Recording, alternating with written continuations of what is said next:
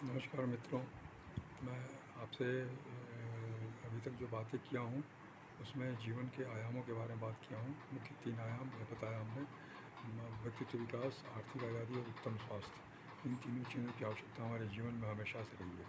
एक मानव समाज, एक मानव जीवन में ये तीनों चीज़ों की आवश्यकताएँ हमेशा से रही हैं, महत्वपूर्ण।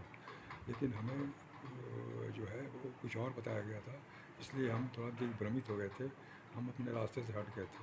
लेकिन अभी जो पुरानी पद्धति थी, कृषि की पद्धति, वो भी फिर से शुरू हो गई है नई शिक्षा प्रणाली के द्वारा। और इसमें फिर मनुष्य के जीवन की जो आवश्यकताएं हैं वो यही हैं: व्यक्तित्व विकास, आर्थिक आज़ादी और उत्तम स्वास्थ्य। इसके पीछे कारण क्या है? कारण ये है कि हम जो मानव जीवन में आए हैं उसका लक्ष्य क्या है? उसका एकमात्र लक्ष्य है लोगों की सहायता करना, लोगों की मदद करना, समाज की सेवा करना। जिस समाज में हम रह रहे हैं उस समाज की हमें सेवा करनी है।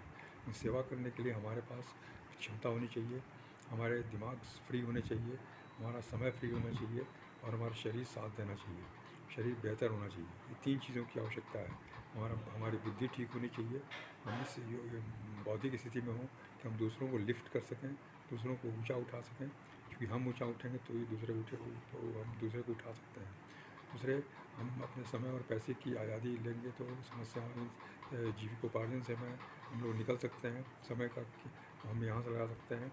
और तीसरी, शरीर स्वस्थ रहेगा तो ही सब कुछ हो सकता है। इसलिए हमारा मुख्य लक्ष्य है लोगों की सेवा करना, लोगों की मदद करना, समाज की सेवा करना, समाज को बेहतर बनाना, समाज को अच्छा बनाना। ये हमारा कर्तव्य है।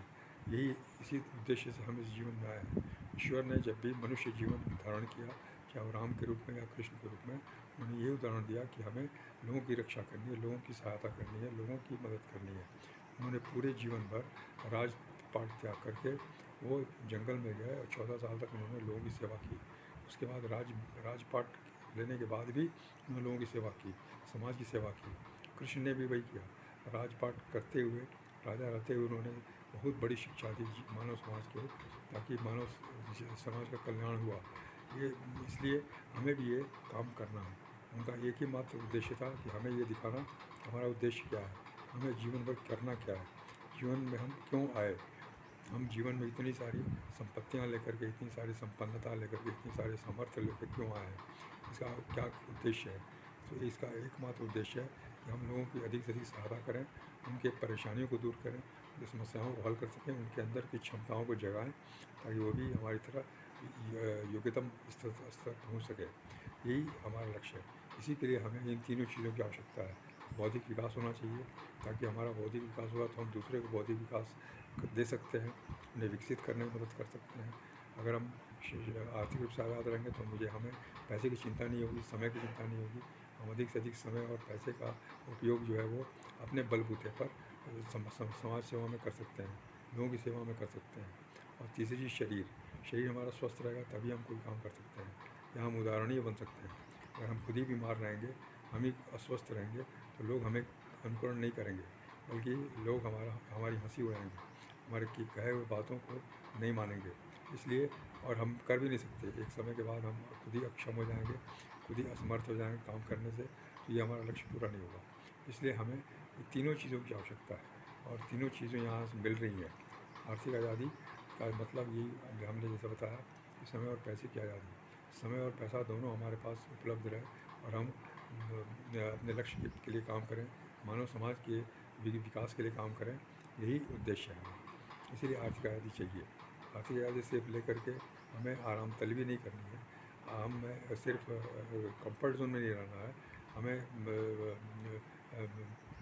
सांसारिक भोगों में लिप्त होकर नहीं रहना है, अपने स्वास्थ्य को खराब नहीं करना है, अपने बुद्धि को खराब नहीं करना है, बल्कि हमेशा सजग रहना है, हमेशा सचेत रहना है, हमेशा दूसरों के लिए काम करते रहना है, हमेशा अपनी शक्ति का सदुपयोग करना है, क्षमताओं का सॉरी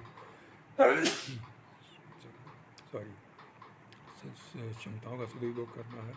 ये बहुत आवश्यक है। इसकी सोच हमें होनी चाहिए। ईश्वर के प्रति हमें उत्तरदायी हैं। हम जब यहाँ से इस दुनिया से जाएंगे तो ईश्वर के प्रति उत्तरदायी होकर जाएंगे, ईश्वर के द्वारा दिए गए लक्ष्य को पूरा करके जाएंगे, तो हमें बहुत खुशी होगी। अंतिम समय में हमें संतोष होगा, प्रसन्नता होगी, और हम दूसरों को भी एक उदाहरण देके जाएंगे, ताकि हमारे बाद वो भी उसी तरह का काम करेंगे।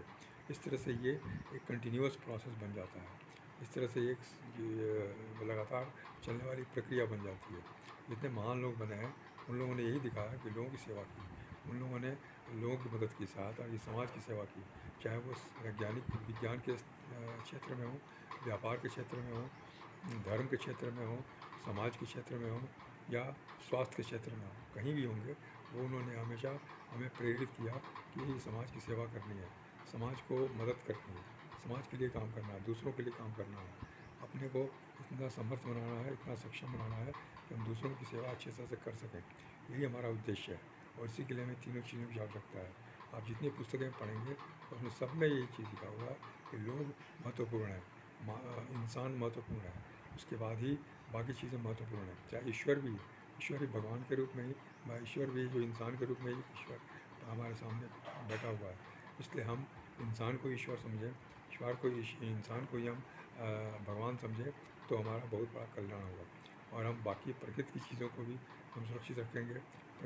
प्राकृतिक पर्यावरण, प्राकृतिक वस्तुओं को जो ईश्वर ने बनाया है उसका भी हम संरक्षण करेंगे तो भी और फ़ायदा होगा। पशु पक्षी सबका हमको संरक्षण करना है, सबके प्रति हमारी सोच बहुत सकारात्मक होनी चाहिए, तभी हमारा जीवन, हमारा समाज, हमारा देश उन्नति करेगा और मानव समाज उन्नति करेगा।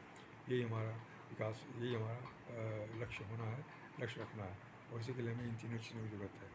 धन्यवाद। मैं और आपसे और आगे बात करूँगा। नमस्कार, धन्यवाद।